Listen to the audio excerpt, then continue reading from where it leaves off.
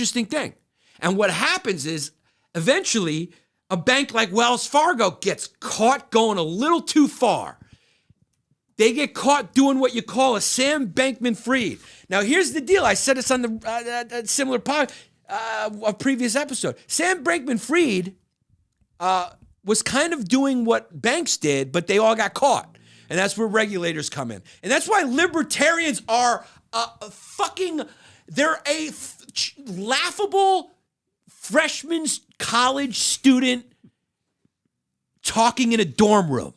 It's like talking to an Ayn Rand objectivist.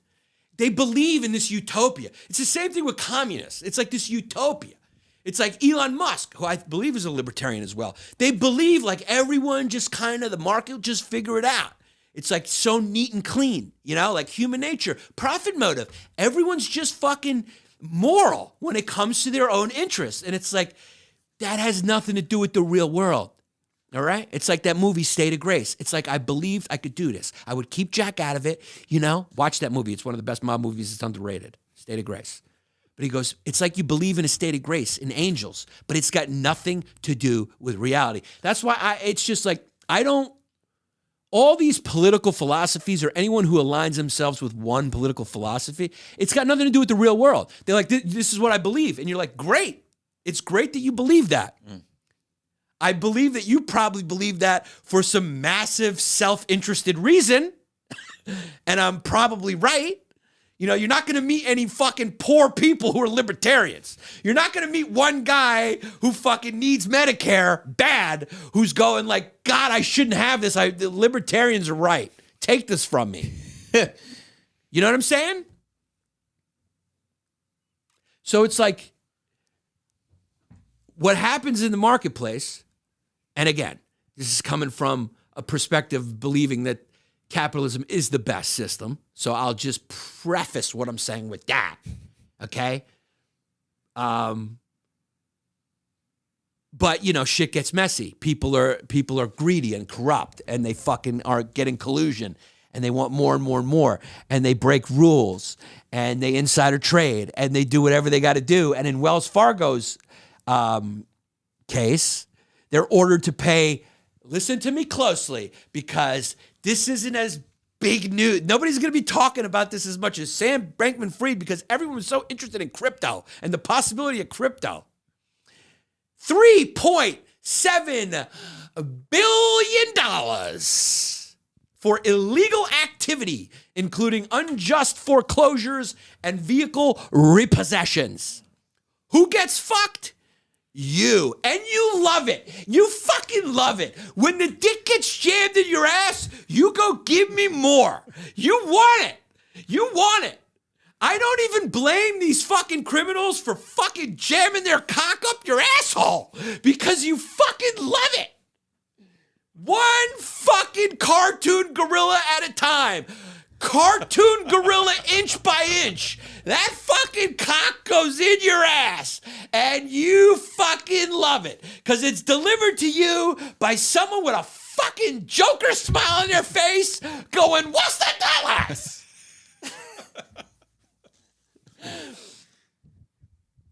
My problem is I'm trying to fuck you and I tell you about it. Is my Patreon worth $5 a month? I don't know. What can I compare it to? I just set the price because that's the other prices of others. But join patreon.com/Yanni Longdays right now for your bonus episodes. I can't sell you on it, but if I did a commercial, fucking it would go better. You know? If I did like some dope commercial for it. Dude, if I got Jennifer Aniston to be in a Long Days bonus episode commercial, I'm going to get more subscribers. Does it actually change the quality of the content? No. But, you know, see what happened with the democratization of everything because of the internet. What also came with that is the democratization of marketing. Not only did people learn how to become their own media, to become their own content creators, their own directors, their own editors, their own learned how to become their own spokespeople. They learned how to become as good at marketing as any Madison Avenue agency. And so they polish up a turd. They take who they are, which is a cigarette, and they market it. And now they're Joe Camel. They're a cool camel sitting in a convertible. You know, most of your favorite influencers and content creators are Siggies. 50 fucking 1.7 billion in civil penalties, in addition to more than 2 billion to compensate consumers for a range of quote unquote illegal activity. That is point blank. That is point blank. You can't misinterpret the words illegal activity. Wow. The misconduct described by the CF PB echoes previously reported revelations that have emerged about Wells Fargo since 2016, when the bank's fake accounts scandal created a national firestorm. You remember this? I do. Wells Fargo's rinse-repeat cycle of violating the law has harmed millions of American families. Wow. A repeat offender. Chopra described Wells Fargo as a repeat offender and a corporate recidivist. Recidivism is when like a criminal keeps, gets out of prison and just keeps doing it. Good word gets smarter. Adding that Tuesday's fine is just an initial step, holy shit, towards holding the bank accountable. So this billion, recognize that 3.7 billion in fines and restitution will not fix the bank's problem. He's saying this is just the first step to what they were doing. Yo, what were they doing, dog? Wow. Hinting at further penalties ahead. I have an IRA with Wells Fargo. Since tomorrow. Buddy, I'm giving you a call tomorrow and I'm moving that very small amount of money out of there. Yeah, he's going to be like, who? What? Yeah, he's going to be like, what had happened was... In his statement, Wells Fargo emphasized that the broad-reaching settlement resolves multiple matters, most of which have been outstanding for several years. We and our regulators have identified a series of unacceptable practices that we have been working systematically to change and provide. So my point is, like, how does a libertarian explain this? They always go, well, it's because of the government involvement that this happened. And I'm always like, that's almost like saying, like, the foul happened because of the referee. Yeah. It's like when Meta World Peace elbowed the shit out of James Harden and put him on the injured reserve for 6 months. It's like, well, if there was, the problem was there was referees there, right? Which, if there was no referees spoiling the purity of the game, Meta World Peace would have never been motivated to fucking elbow James Harden in the head. Am I kind of on the right path? You don't know. We don't know. Does it smell right? Well, I guess they would say that the market, the invisible hand of the market would regulate. So now you're going to pull your money out of Wells Fargo, right? You'd pull your money out of Wells Fargo. That's been pulled out of by Wells Fargo. But exactly, you're going to get hurt because let's say they took all your money, right? Now your money's gone. So somebody's getting hurt in the deal. Like James Harden's getting elbowed in the head. Right. But everybody else will go to another basketball league. Exactly. Yeah. Right. But so in this case, like, we're not doing business with Wells Fargo. Let me get my money out of there. And then Wells Fargo goes, here's the thing. We stole your money. Right. You don't have any money. Somebody's getting hurt in the deal. So this is where you need regulation. You need to regulate this stuff. You can't have banks doing it. I mean, this is not good. Dude, you can't have jail rules in the economy. No. You can't have jail rules on the court. You can't have jail rules in the UFC. Do you remember before Dana White cleaned up that sport? It's just you can't do it. You can't do jail rules. You leave things to the rules of the jungle. People don't fight fair. You ever see you think hyenas fight fair when they take down a kill? It's fucking ends justify the means, baby. They're hungry. Why would we be any different? If you want to do things in a civilized way, you need a fucking ref. You need rules. You need rule of law. You need regulation. We and our regulators have identified a series of unacceptable practices that we've been working systematically to change and provide customer remediation where warranted. I love how they just make it sound so minimal.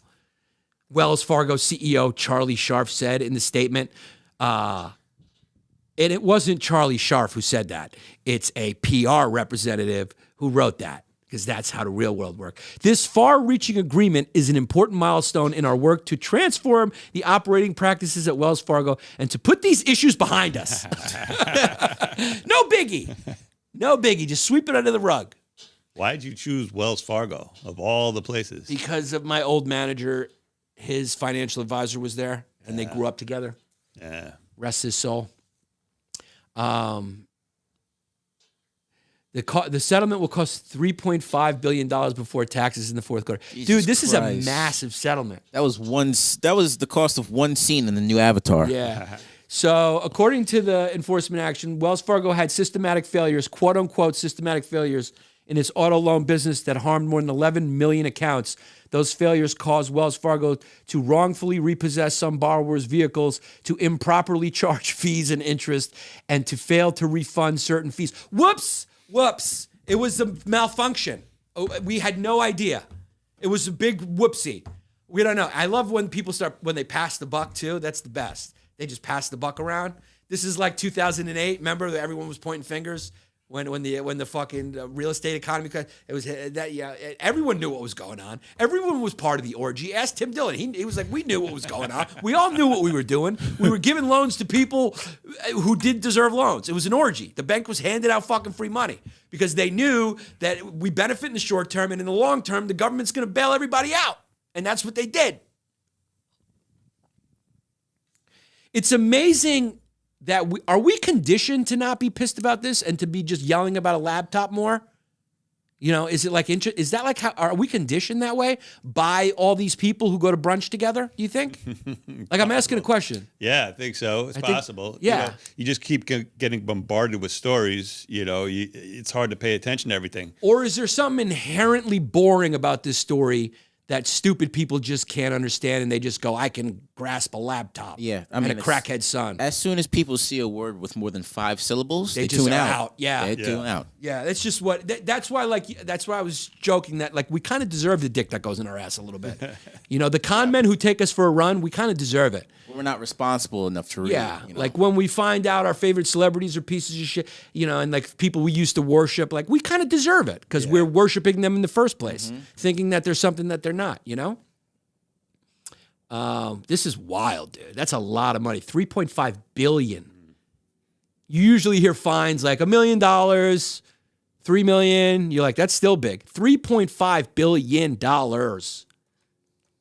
that Wells Fargo has to pay. Stock was up today. And the stock's up. Doesn't hurt. 14 cents. But it didn't hurt the stock price because it's barely news. There's no panic over it, right?